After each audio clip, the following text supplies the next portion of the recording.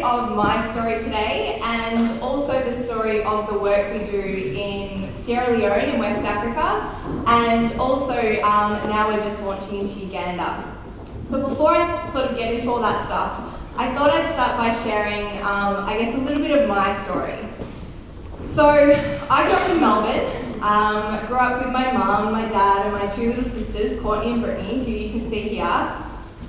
And probably like a number of you guys, I had a pretty privileged upbringing. So I got to go to private schools, I went on overseas holidays most years, we had like a cleaning lady and an ironing lady, nannies to take care of us, kind of wish I had that now. We were pretty well taken care of in a material sense. But then on the other side of the coin, my childhood was actually pretty rough. And I grew up in a home affected by alcoholism, by domestic violence, by drug abuse. I was sexually abused as a little girl, and I almost lost my mum to a suicide attempt when I was 13. So as a little girl growing up in that environment, I spent a lot of time very, very afraid.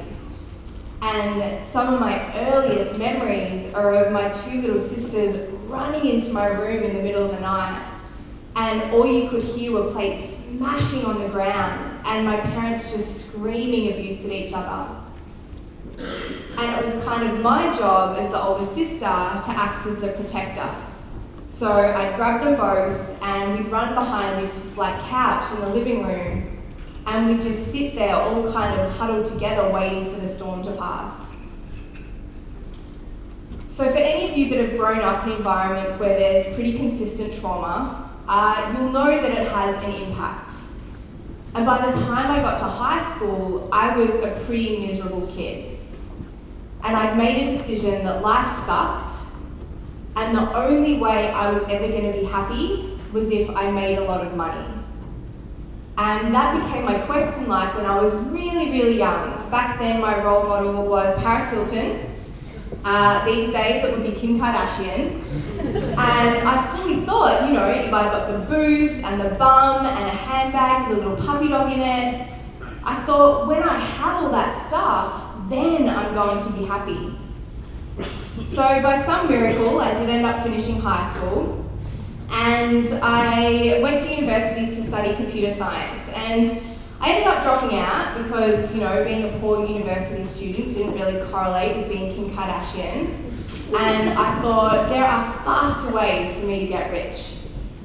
So I ended up starting a web design company with a mate of mine in this photo here. His name's Shane. And super young, right? Like early 20s, started this company. And we did pretty well in our first year. So we earned about $130,000, which back then, that was like more money than I'd had in my entire life. And to celebrate that, I essentially followed exactly the same path as what my parents did. So to survive what was going on at home when I was growing up, I started abusing drugs when I was really, really young. And I continued that all the way through high school and into university. And now I'm in a position where I've got this successful business, I've got a ton of money. What do I do? Well, I take that to the next level.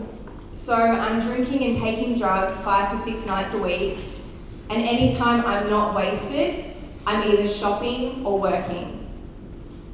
And that was really the extent of my existence for a number of years. And I did that over and over and over again.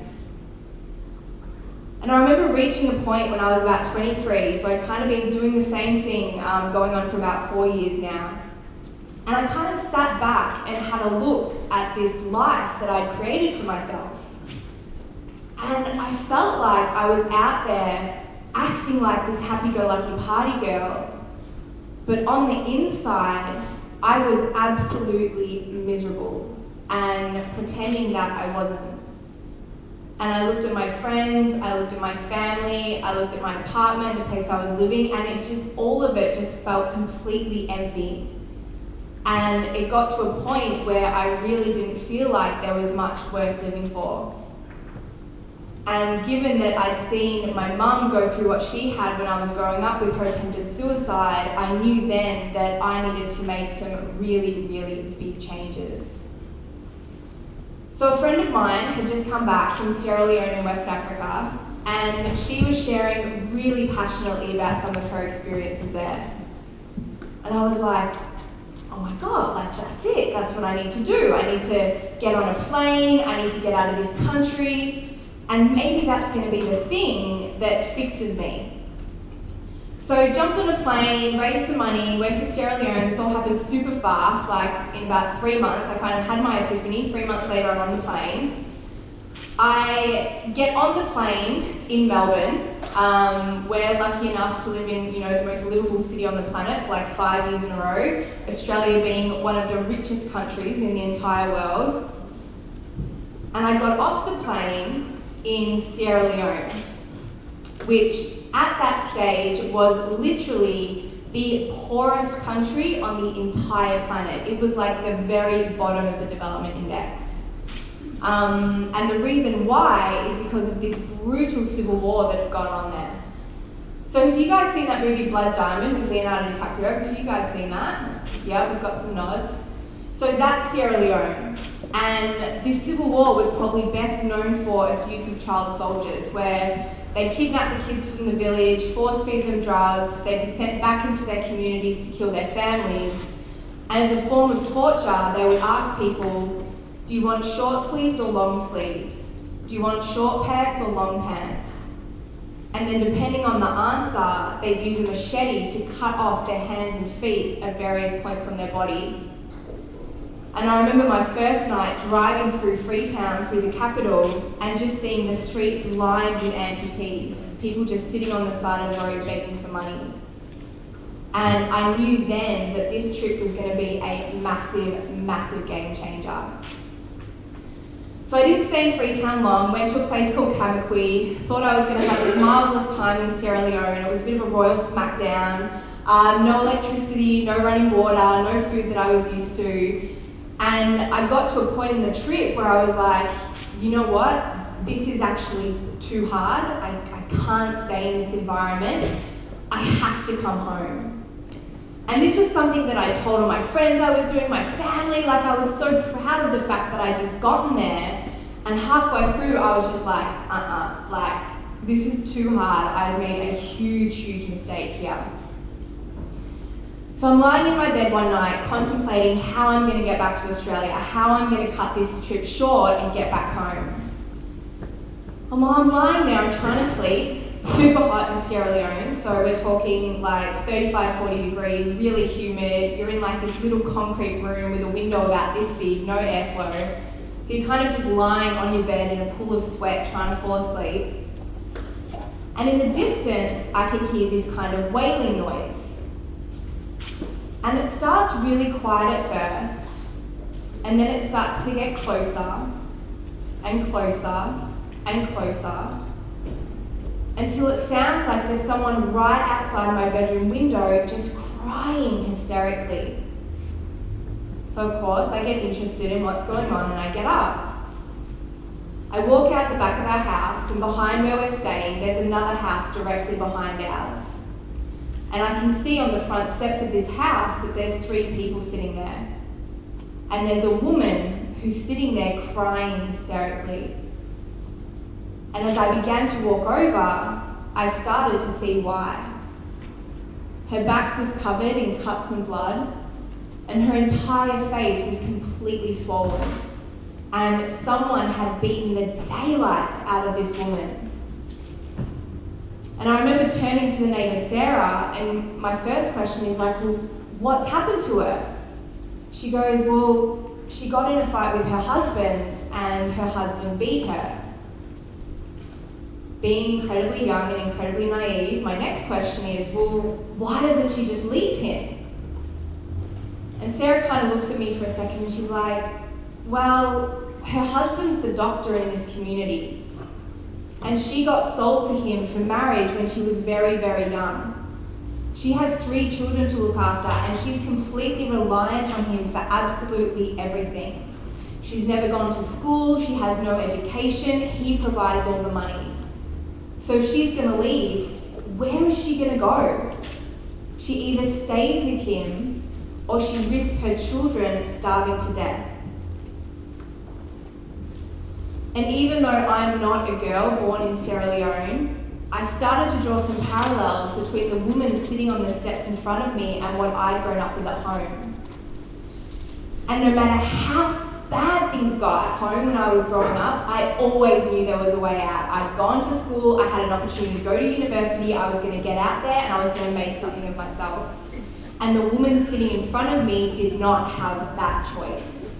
And it started because she was denied the opportunity to go to school and become a young independent woman who could make her own choices. And that was my first kind of inkling and starting to see that education can change absolutely everything for women and girls. We work in a country, Sierra Leone, one of the worst places on earth to be born a girl. A girl born there is more likely to be raped than to go to high school. More than a third of the girls will be sold into marriage before they turn 15. So if you think of what you were doing in year 7, year 8, year 9, chances are if you were born in Sierra Leone, you'd be sold to a man who's old enough to be your dad, like 40, 50 years old. Education can change everything. For every year that a girl stays in school, her income increases by 10 to 25%. A woman who's educated is more likely to educate her children. An educated woman chooses when she gets married, and she's more likely to get married past the age of 18. And when we look at these things, like this one thing that I know I've always taken for granted, and it can mean an entirely new future for the women and girls that we work with. So very quickly, this is Ramatu. First met her when she was 11 years old and engaged to be married. Her dad had decided that when she got her first period, she was considered a woman, and because he had 13 other children to look after, it was easier to sell Ramatu into marriage rather than take care of her. We ended up striking a bit of a deal with Ramatu's dad, where we said, okay, if you cancel the marriage, we'll give Ramatu a full scholarship to go to school. And after a number of very strong conversations, he finally agreed. And so Ramatu is now back in school. And when we asked her what she wanted to be when she grows up, she said she wants to be a lawyer because she wants to fight for the rights of women and girls all across Sierra Leone. Kadiatu was in a domestic slavery situation. From the age of 6 years old, she's working 18-hour days. Basically, her parents had died. She'd been sent to live with someone who thought that Kadiatu had been sent to her as a slave. And for a number of years, she was just working as a slave for this woman. She was found in the market by a school principal who then came to us, asked if we could give Kadiatu a scholarship, and now she's back in school. And Awa is another young woman who was rescued from a brothel when she was 14 years old. Her parents had passed away. She was sent to live with an auntie who was beating her incredibly cruelly, like forms of torture what Awa went through. So she ran away from home at 11 and soon began to starve because she couldn't get enough money to buy food. She sold herself into a brothel at the age of 12 and then was working there for a number of years simply to get enough food to survive. She was finally rescued from the brothel by a woman in her community, and once again, after hearing her story, we gave her a full scholarship to go back to school. And since we began, going back 2011 now, we've given over 4,500 women and girls access to education. But one of our biggest challenges as an organisation is like, how do you make people care about this stuff? You know, it's not like I meet someone on the street and I'm like, hey, you have 12 minutes, I've got this nice presentation for you. You know, you have to make people care about this stuff really, really quickly. And that's when we came up with this idea called Do It in a Dress. So the idea is really simple. You do an activity wearing a girls' school uniform and you raise money to send girls to school. So you pick your challenge, raise $300, do your challenge in a school dress, and a girl gets educated. And I'll show you very quickly what some people have gotten up to so far. Stand please.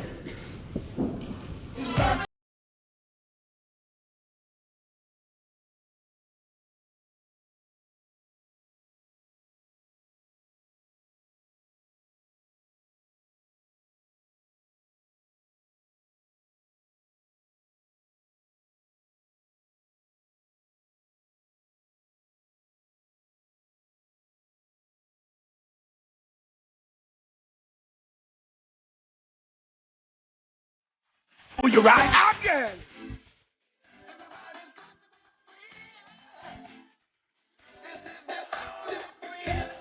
And the songs of freedom. Feel free. This is the sound of freedom. So we've seen some amazing stuff over the years, had over 2,000 people participate and do it in a dress. Together we've raised over $1.5 million for women and girls projects across Africa.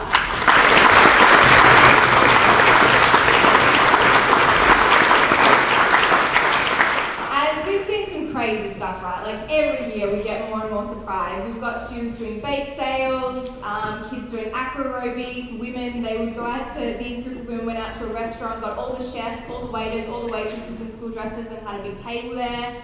The guy in the middle went to work dressed like that on Casual Friday. You can do anything. And that's our whole kind of vibe as a charity, is that changing the world does not have to be a drag. It does not have to be this thing that we can see as like so incredibly difficult. And I know you guys would see stuff in the news every single day that makes you angry. I know you would have seen the 300 girls in Nigeria who got kidnapped for wanting to go to school. Or Malala, who at 14 years old, so I think year 8, a 14-year-old girl gets shot in the head on her school bus because she wants to learn.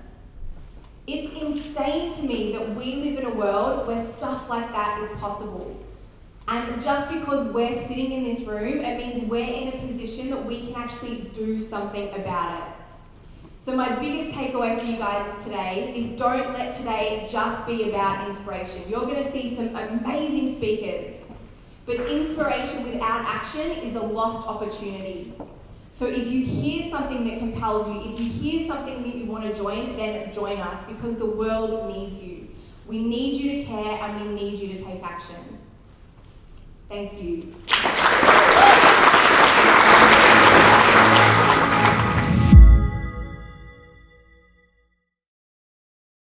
The Hero Roundtables are the global events that ask the question, what is a hero? You've just seen one hero talk. To find more and join the conversation, visit our website or social media.